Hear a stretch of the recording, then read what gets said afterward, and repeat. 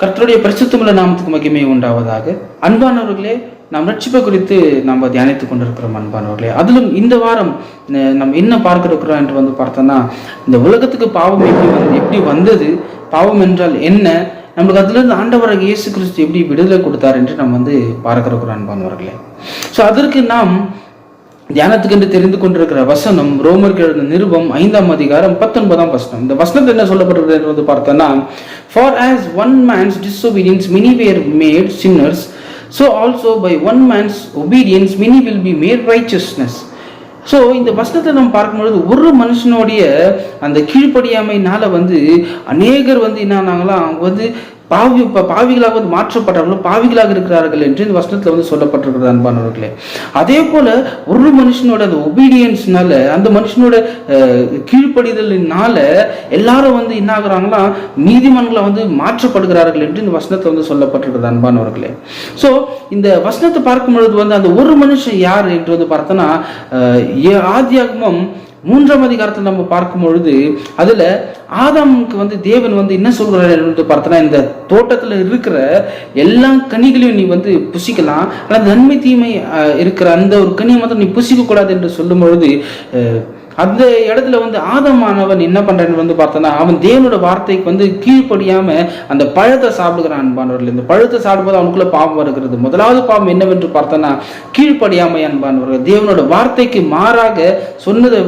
மாறாக செய்வதுதான் கீழ்ப்படியாமை. அன்பானவர்களே, அந்த கீழ்ப்படியாமை என்கிற பாவம் அவன் செஞ்சதுனால அவனால பை டிஃபால்ட், அவன் செஞ்ச பாவத்தினால பை டிஃபால்ட்டா யாரெல்லாம் நம்ம செய்கிற கிரியைகள்னால நம்ம பாவிகள் அல்ல. அன்பானவர்களே, நம்ம பிறக்கும் பொழுதே நம்ம எப்படியாக பிறக்கிறோம் என்று பார்த்தோம்னா நம்ம பாவிகளாக தான் பிறக்கிறோம்.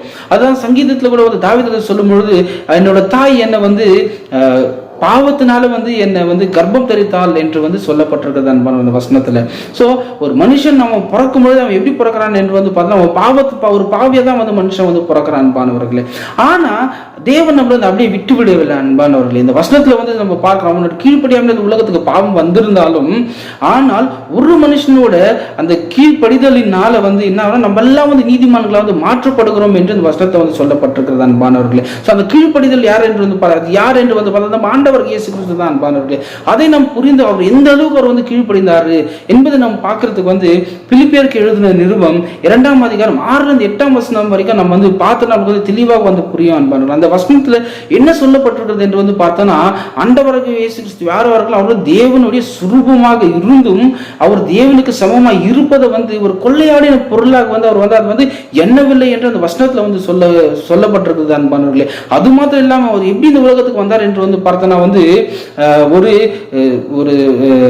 ஒரு வேலைக்காரனை போல இந்த உலகத்துக்கு அவர் மனுஷன் போல அவர் இந்த உலகத்துல நம்ம மத்தியில் இருந்தார். அன்பனவர்களே, இருந்து கடைசி முடிவு பரியந்தலும் அவர் எப்படி இருந்தார் என்று பார்த்தோன்னா அவரே அவர் தாழ்த்தி அவர் அவ்வளோ தாழ்மை உள்ளவர்களாக இந்த உலகத்துல இருந்து அவர் தேவன் என்னெல்லாம் சொன்னார் அதன்படி ஒரு கீழ்ப்படிந்து நடந்து, அதாவது எதுவரைக்கும் என்று பார்த்தோன்னா ஒரு மரணம் வரையிலும் என்று வசனத்துல சொல்லப்பட்டிருக்கிறது. அதாவது சிலுவை மரணம் வரையிலும் அவர் எப்படி இருந்தார் என்று பார்த்தோன்னா தேவனுக்கு கீழ்ப்படைந்தவராக இருந்தார் என்று இந்த வசனத்தில் சொல்லப்பட்டிருக்கிறது. அன்பானவர்களே, ஸோ அந்த ஆதாம் கீழ்ப்படியாமல் உலகத்துக்கு பாவம் வந்தது.